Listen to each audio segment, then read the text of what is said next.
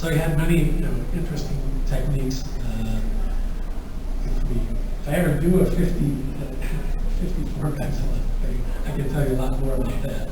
But anyway, when you get to the end, basically at the end of the film, Godzilla is defeated by a weapon that the scientist has uncovered called the oxygen destroyer. Something that, it's something that he realizes could be weaponized, and it's so terrible he doesn't even want to use it against Godzilla. But obviously at the end he realizes it's the only way.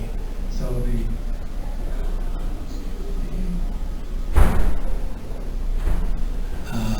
the scientist takes the secret to the grave, commits suicide, and kills Godzilla at the end of the first film. And the scientist, who is his mentor, Dr. Yamane, utters the last line of the film, saying that it's hard to think of, but if people are careful about atomic weapons, Godzilla may again appear somewhere in the world. Hey, how prophetic! But I think it should be understood that at the time that they made this film, nobody thought about a sequel.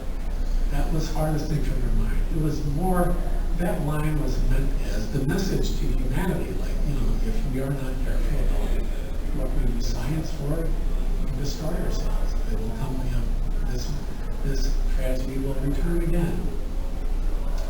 It's not necessarily the monster of Godzilla, but the monster of war and tragedy. Yes, exactly. And so, of course, this was a tremendous financial success. And as you can imagine, tremendous financial success breeds the idea, well, why don't we do some more? So very quickly they rushed into production a sequel of sorts. And so in spring of 1955, Godzilla Raids Again, also known or released in this country back in the late 50s as Gigantus the Fire Monster. And another of the Godzilla species appeared, and this time he would fight against another monster, Anguillus, or as Toho would have you imagine the name is Anguillus, but actually the Japanese name is Anguillus, and he's a kind of quadrupedal monster, sort of a little bit of an Ankylosaurus vibe. And this started the Monster versus Monster series for Toho. And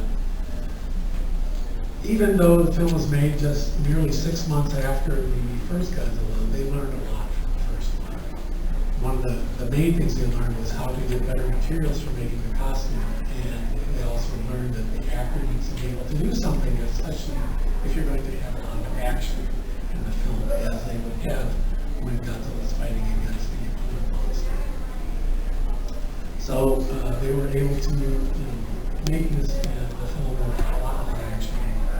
And what I especially appreciate about this film is that I think it has one of the very best endings of any of the films in the entire series.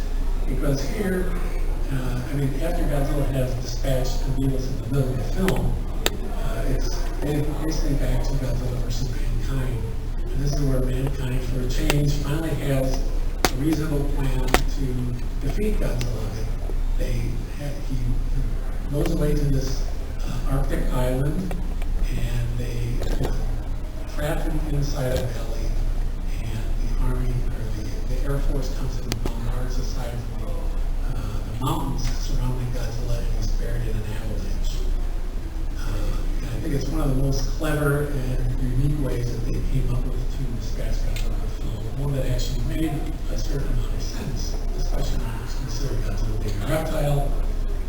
Cold is something that they can't deal with, so Godzilla was immobilized by the avalanche, and we're able to see the conclusion of the film.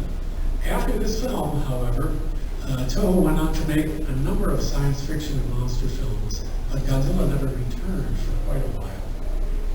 But this film was still a big success. Yeah, it was a success.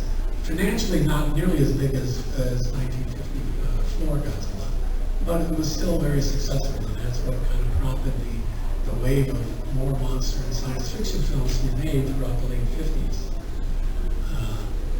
Toho was really looking for the right opportunity to bring Godzilla back again, and that opportunity came in 1962 with King Kong versus Godzilla.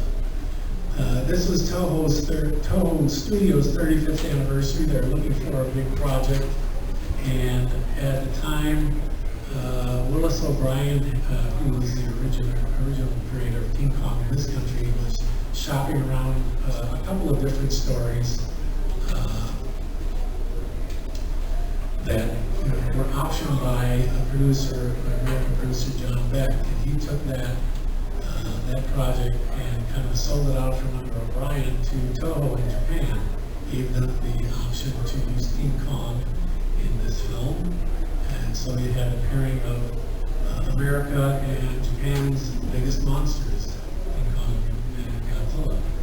This turned out to be the most well-attended film in the entire series, the entire 70-year history of Godzilla.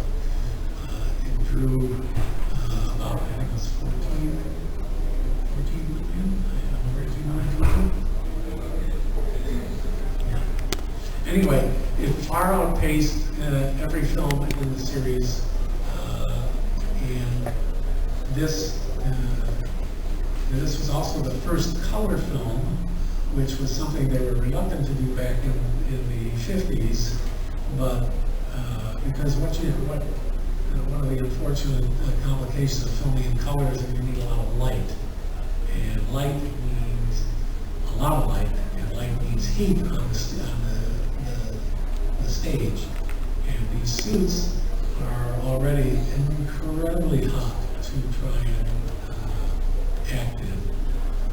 It was only because they were able to, in 7 years, they had gotten enough experience and more new materials were discovered that they were able to uncover, better materials to make these things lighter, even if they could make them bulkier. As you can see, this guy is much bulkier than the previous one. You can get an idea of the studio lights too, but Yeah. the top of the backdrop. Yeah. So, King Kong vs. Godzilla was a tremendous success, and this pretty much set Toho on the course of doing monster movies every year.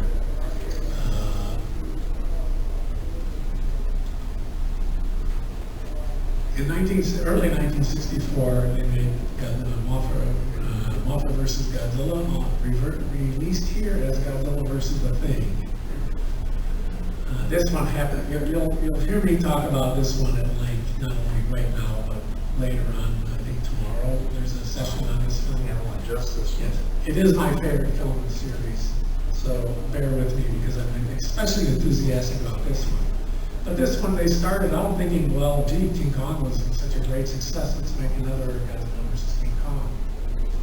And they did indeed come up with a story for the film, which involved Godzilla's body being washed ashore, apparently dead after the battle with King Kong, and King Kong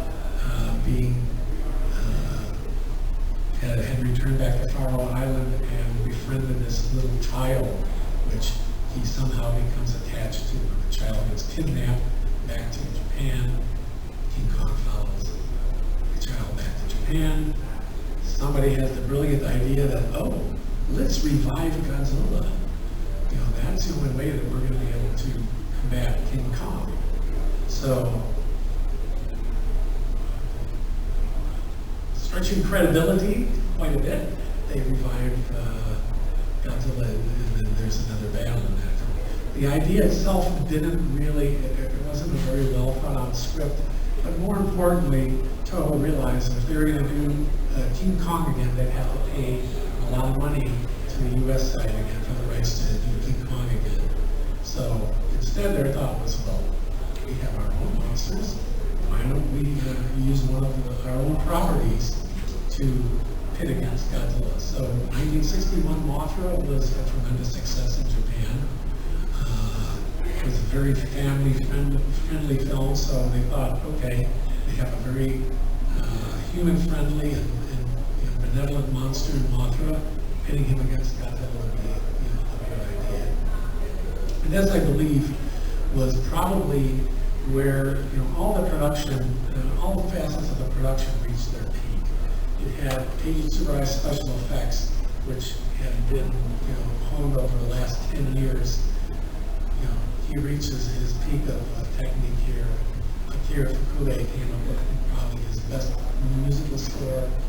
Honda and his and the Honda family of actors, you know, had also had a lot of experience now in making these films, and they were able to make, you know, really compelling drama. So you had all the facets of the production that really kind of came together to make one of, I believe, the very best films in the series. Yes, and yes, what I believe is probably the best looking Godzilla suit. And even though it's not showing Mothra here, this is a picture I discovered in the Toho archives, which I'd never seen printed before. And I was really fascinated to see this because this is one of my favorite scenes in the film, the napalm attack. This film features a lot, it's not just Godzilla versus Mothra, but it's also Godzilla versus mankind. Something I really appreciate in these films. I don't like to just watch monsters wrestling or fighting around. I also like the struggle of mankind against the overwhelming force that is Godzilla. And so this film has that extra attraction in it for me.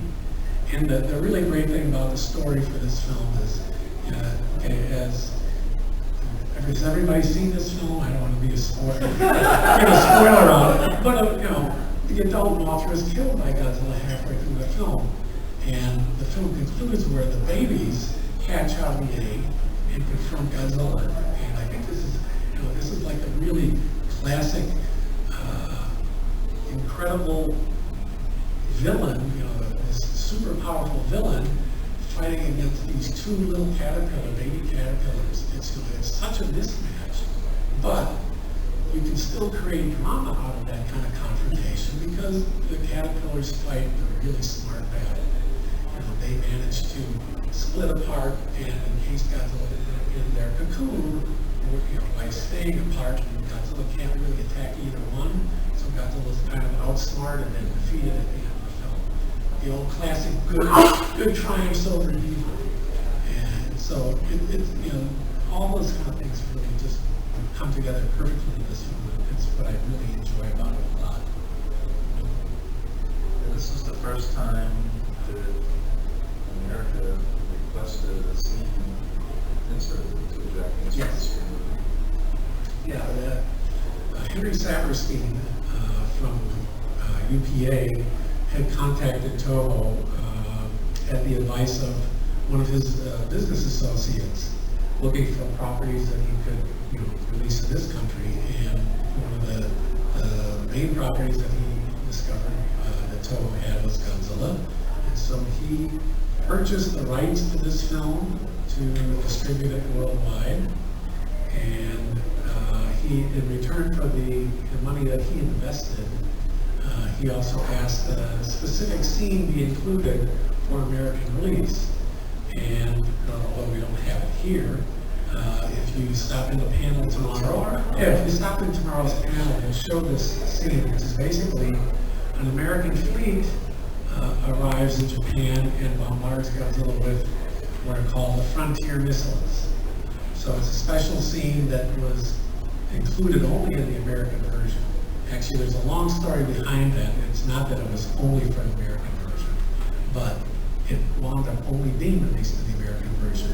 And any version you can get of this film today is going to be only Toho's version, basically the Japanese version that's been done into English. So you won't see this this particular missile attack scene unless you're able to find an old video copy of the title Godzilla vs. the Thing, which is the original theatrical title. Or else you stop